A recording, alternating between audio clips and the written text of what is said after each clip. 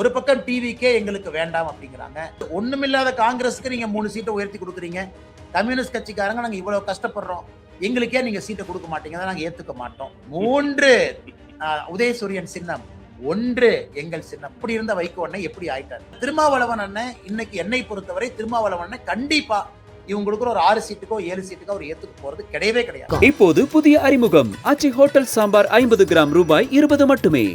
அதனால கூட்டணியில மாற்றம் வருமான்னு கேட்டீங்க, வருவதற்கான வாய்ப்பு இருக்கு. ஏன்னா திமுகவுடைய கூட்டணி நம்ம பார்த்துக்கிட்டு இருக்கோம், உள்ள இருக்கக்கூடிய சலசலப்பை பார்க்கிறோம். தேர்தல் எப்பொழுதுமே நெருங்கும் பொழுது ஒரு ஃபைனல் ட்விஸ்ட் எப்பவுமே தமிழக அரசியல் இருக்கும்.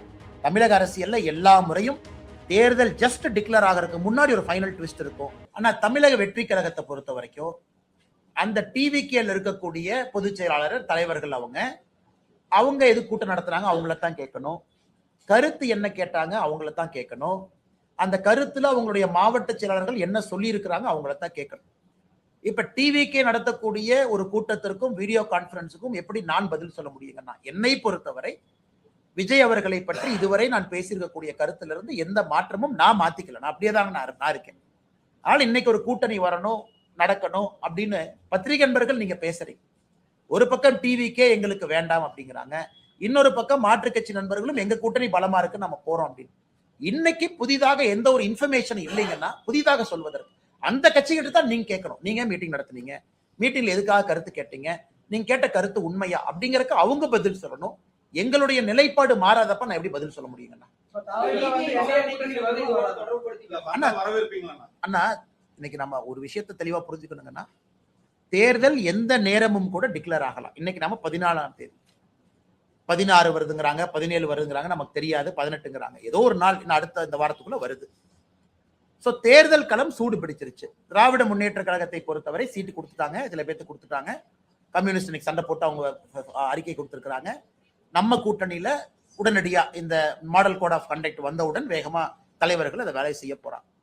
இன்னைக்கு எலெக்ஷன் மோட்டுக்கு எல்லாமே வந்துட்டாங்கன்னா, அதனால இன்னைக்கு என்னுடைய கருத்து எங்கள் கூட்டணி பலமா இருக்கு. தேசிய ஜனநாயக கூட்டணி இன்னைக்கு பலமா இருக்கு. யாரையும் எதிர்பார்த்து இந்த கூட்டணி இல்ல. நாங்கள் பலமாக இருக்கின்றோம், ஆரோக்கியமாக இருக்கின்றோம். 17ஆம் தேதி முன்னெடுத்திருக்கக்கூடிய ஆர்ப்பாட்டமும் கூட ஒரு சான்று.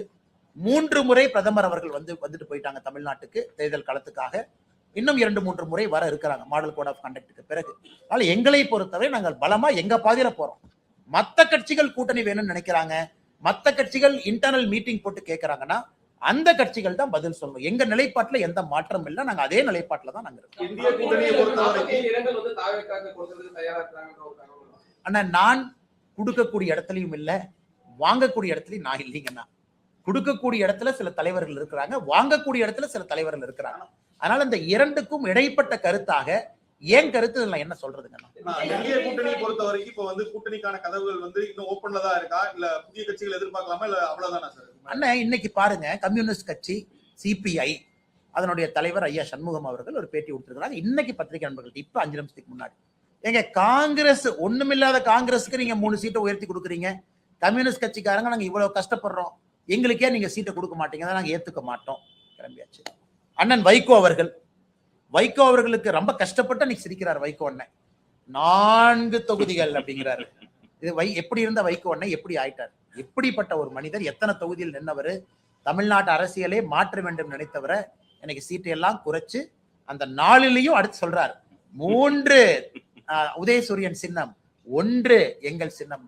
எனக்கு வைகோ ஐயாவை பார்க்கறதுக்கே ரொம்ப கஷ்டமா இருந்துச்சு. நம்ம கொங்கு கட்சி இந்த பகுதியில் நிற்கக்கூடியவங்க 3 கம்பீரமா 3 சீட்னு இருந்தாங்க. இன்னைக்கு அவங்களையும் 2 சீட்ல உட்கார வச்சிருக்காங்க. அதனால இன்னைக்கு அந்த கூட்டணியிலிருந்து தலைவர்கள் வெளியே வருவதை நான் பார்க்கிறேன்.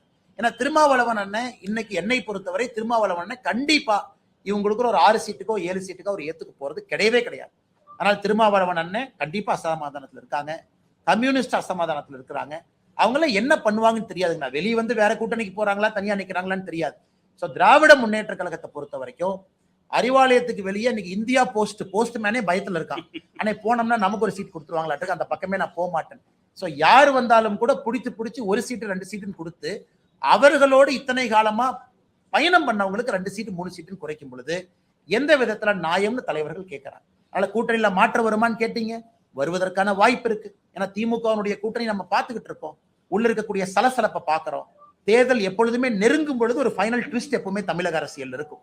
தமிழக அரசியல்ல எல்லா முறையும் தேர்தல் ஜஸ்ட் டிக்ளேர் ஆகிறதுக்கு முன்னாடி ஒரு ஃபைனல் ட்விஸ்ட் இருக்கும். இந்த டைம் என்ன ட்விஸ்ட்னு பொறுத்திருந்து பார்க்கலாம். இப்போது புதிய அறிமுகம் ஆச்சி ஹோட்டல் சாம்பார் 50 கிராம் ரூபாய் 20 மட்டுமே.